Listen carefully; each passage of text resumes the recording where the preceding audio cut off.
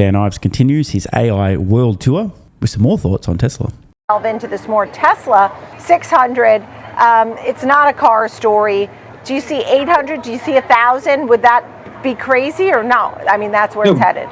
Base case 600, bull case 800. I mean, to me, when it comes to Tesla, that's one, like, this is the most important year, I'd say, for Musk, maybe ever, because of autonomous, because of robotics, because of where they're heading down this AI path. I mean, to some extent, it's an extremely important time for Tesla, because look, there's obviously competition across the board. Some could argue NVIDIA is a competitor, but I just believe when it comes to the autonomous world, they're going to own 80% of the market when it's all said and done. But 30 cities, you need robotaxis this year. It's integral, in terms of the Tesla story. With a $600 base case for Tesla stock and $800 in the bull case, it's safe to say that Dan is out there and sticking his neck out among colleagues on Wall Street. And again, same guy less than a year ago, March, April 2025, was sticking his neck in like everyone else. What was it, $260 per share? Something like that. Dan also mentioning the importance of getting in the first few dozen cities, specifically 30. Tesla's certainly well on their way here, in case you haven't been paying close attention. Recently, the official Tesla Robotaxi account posts a shot of a Cybercab in the city of Chicago, which I believe is the third largest city in the United States. Covered this previously. Tesla, because they're not brain dead, will obviously, in general, be working their way down the list of the most populous cities in the United States. It's not going to be completely perfectly aligned with number 1, 2, 3, but it's going to be pretty close. And the reason I was able to predict this well ahead of time is because I'm not a moron, nor are Tesla. The best bang for buck with autonomy is the highest population metropolitan areas in the US first. Some news today that Waymo has expanded their service area in Austin. I saw this on X, a comparison. Tesla in the grey, Waymo in blue. Tesla's total service area is still meaningfully larger than Waymo, but it's good to see a little bit of competition happening. The tit for tat with the geofence expansions. The more so-called competition, the more it lights a fire under each company, the faster this happens. Key caveat, of course, safety always the number one priority. Also on Tesla Cybercabs and Robotaxi in general, saw Merit recently posting, quote, Tesla is definitely ramping up real-world Cybercab testing. I am now getting multiple DMs daily from followers who are spotting these things on public roads across the San Francisco Bay Area and Austin. So let this be a matter of record. The warning signs were there. A few months, quarters, years from now, people will be saying, how could anyone have possibly seen this coming? Please refer them back to this video. Morgan Stanley also have some thoughts. A recent note, quote, it's not even close. Tesla continues to lead in autonomous driving. Ooh, shots fired. Morgan Stanley just said Tesla leads. Well, many money managers, experts, academics, and so on continue to claim that Waymo leads. What a strange glitch in the matrix. Morgan Stanley, in a note, rightly pointing out, A, it's not even close, and B, Tesla continues to lead in autonomous driving.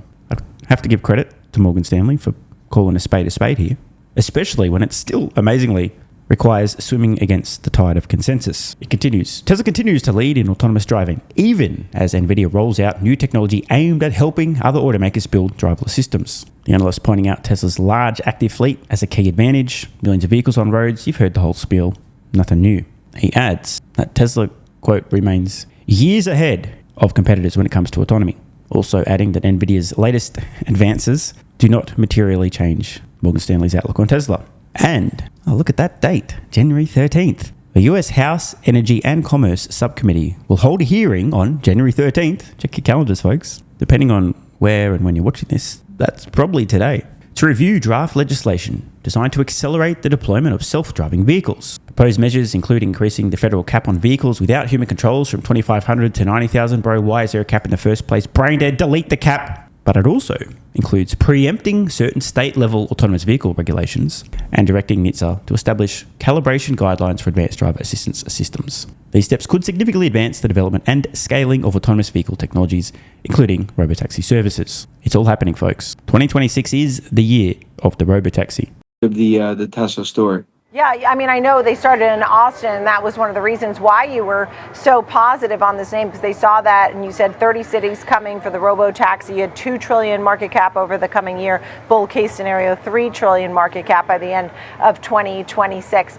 Let me ask you this. So with the robotaxi story, is it rolling out as quickly as you had hoped? And will people really be comfortable going in a robotaxi. It's like asking, are you comfortable using stablecoin in retail? How quickly do you think that this could be adopted? I mean, I don't know that I'm ready to get into a car without a driver. Are you? And how quickly Well, I am. Yeah, I know you are. You probably already rode in it 20 times. But Now, I'm going to get cancelled for saying this, but that doesn't mean it's not true, reasonable, fair, or honest. In fact, it's so true from your own experience that I know that you will be able to fill in the blank. So I'm going to leave this blank because you and I both know this is true. This is facts, even if most people don't have the balls to say this out loud. As of recording, mid-January 2026, I would be much more comfortable getting in the worst, the least safe, currently legal robotaxi on Earth over a vehicle driven by a fill in the blank. You all know what I was going to say because you all know it's true. By the way, there is a caveat. I'm sure some of you actually don't know what I was going to say. That's on you. Look at some of the differences around spatial awareness, depth perception, something curb rash. Can you park this for me? Can you drive us on this road trip, please? Etc. My point is that already today, there's plenty of people who'll be comfortable getting in a robotaxi. This will only increase over time as people see more examples of safe or safer than human trips occurring in robotaxis. They hear from friends, family, or experience for themselves. That wasn't so bad after all. Robotaxi reverse parks a lot better than my fill in the blank. In short, it's only up from here. Today, as I record this, the least number of people on Earth are currently comfortable riding in an autonomous vehicle. The lowest it's ever going to be is now. Are people going to adopt this, and is this rollout going as quickly as you would hope? And if not, would you get on the phone and tell Musk speed it up? Well, but see, I view it as I like that they're doing it brick by brick carefully because you're dealing with lives, right? So they got to make sure that everything is right. And I'd rather think it's more important in terms of the way they build it out, making sure it's safe and making sure that as the geospace area expands, it's in the right way rather than just quick. Now, look, Austin's expanding nicely. We're going to go to California. But like I said, like you really want to see 30 cities to get to scale on the robotaxi side.